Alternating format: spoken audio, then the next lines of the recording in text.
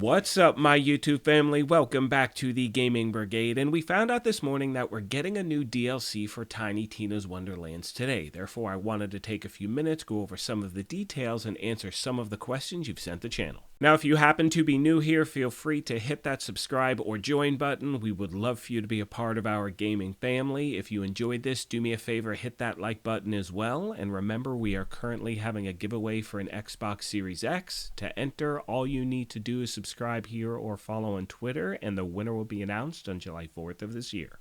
So the very first thing I'd like to mention today, and it's important to, point out, I play on Xbox. I've heard from a lot of gamers on Xbox who are having this problem. However, if you're on PlayStation or PC, let me know as well. Now you can see here, I'm at the very beginning of the game, Bunkers and Badasses, and as soon as I, updated the game with the new patch notes, I was immediately brought back here and I'm forced to start the game entirely over. Now I do want to mention that I still have all of my gear. I'm at Chaos level 35, but I am completely stuck in the Snoring Valley, which is where you start. Now the game says they are aware of it. I had to open up a ticket, so hopefully I'll get an answer soon. Now, I sincerely hope they implement a hotfix very quickly, because I can tell you right now, I'm not going to go through the entire process of restarting the entire story in order to get to where I am in the game. And like I mentioned a moment ago, if you're having this issue as well on any platform, please let me know in the description down below. Now, with all that being said, my friends, let's now go over the notes, and we're going to start with the new DLC. And,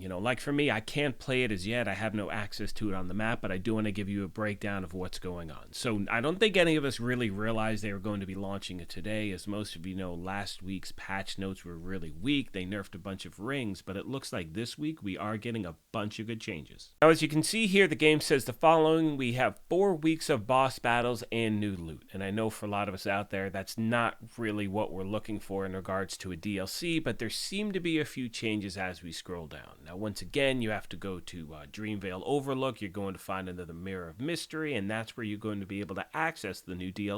Now you can see here we were given a breakdown of all the different forms of the new enemy or the new boss, whatever you want to call it, and when we can expect it. You can see the first form is May 19th at 9:30 a.m. Pacific. It's the new Garlic Breath Legendary Spell and Precious Gemstone Legendary Ring. We will see the secondary form on May 26th, where you can get a new Legendary Melee Weapon and a new Legendary Ward. The third form is June 2nd. We have a new Legendary Spell and Legendary Armor. And the final form is June 9th, where you have legendary guns, oil and spice, and butterbroom, and a new legendary amulet.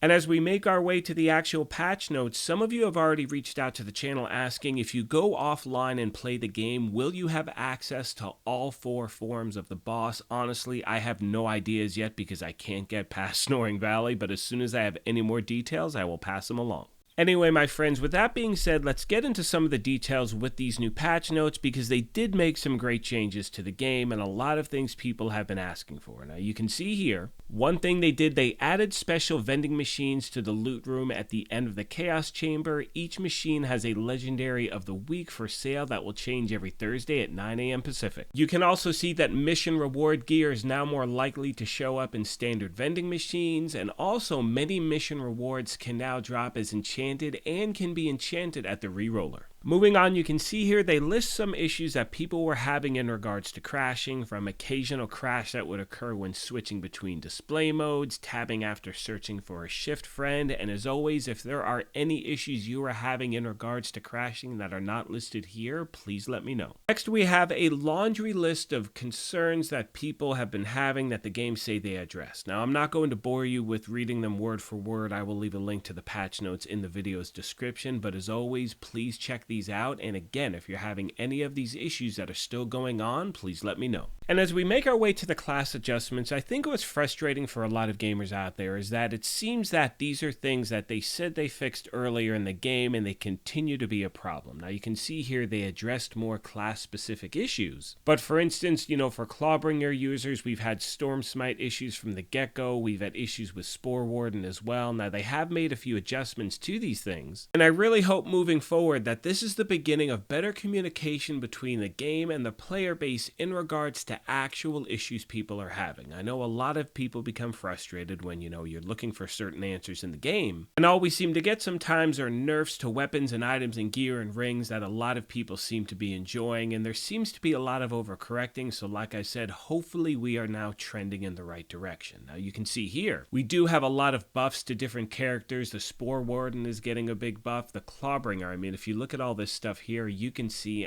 there's a lot of great changes to the character that I know a lot of people have been waiting for a long time. And one thing I want to make sure I mention as we continue on, you're going to see the different buffs and changes on the screen as I talk, but for me, one thing I want to do with the channel is always give a fair and balanced assessment of a game, regardless of my own personal gameplay. Now for me, I have had so much fun playing this game. The issues I've had have been rare. Yes, I had an issue with the first DLC, it didn't launch properly. I'm having an issue with the second one, but I've been lucky in regards to crashing and things like that. However, I know for a lot of gamers, it has been the total opposite in regards to your gameplay.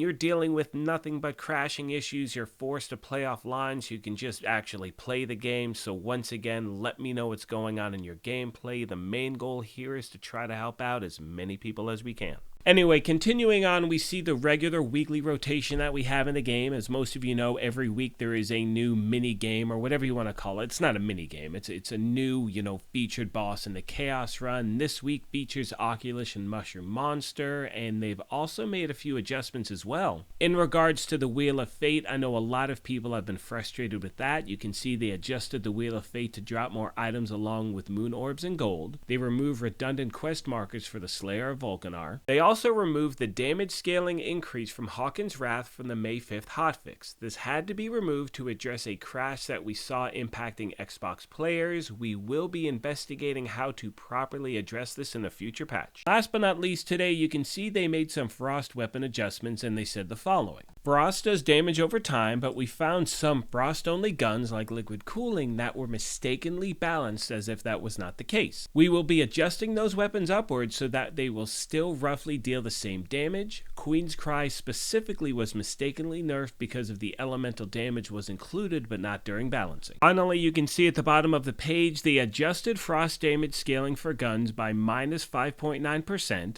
Liquid Cooling's damage scaling increased by 7.8%, and Queen's Cry damage scaling increased by 22.3%, which is absolutely insane. And as I start to wrap this video up, and I know I mentioned this towards the beginning of the video, but I'd love to see these overcorrections stop. It seems like they make something great, then they really nerf it down, then they bring it back a little bit. I'd like to see these changes made in smaller increments or not really nerfed at all, like in my opinion. Instead of nerfing certain things, just bring up the strength of others. But again, my friends, we will see what happens, and as always, I sincerely appreciate your being here, watching this content, and being a part of this family. Most of you know by now, as I've said this in every video I've put out, that my main goal at the channel is to try to help gamers out in any way I can. So if you have any questions or comments or feedback, please let me know in the comments section down below, and I'll get back to you as quick as I can. On that note, I'm going to let the rest of the video play out. However, like I mentioned at the beginning of this thing, if you happen to be new here, feel free to hit that subscribe or join button. If you enjoyed this, do me a favor, hit that like button as well. But most importantly, take care of yourselves, be kind to each other, and we will talk to you soon. Thanks again, everyone.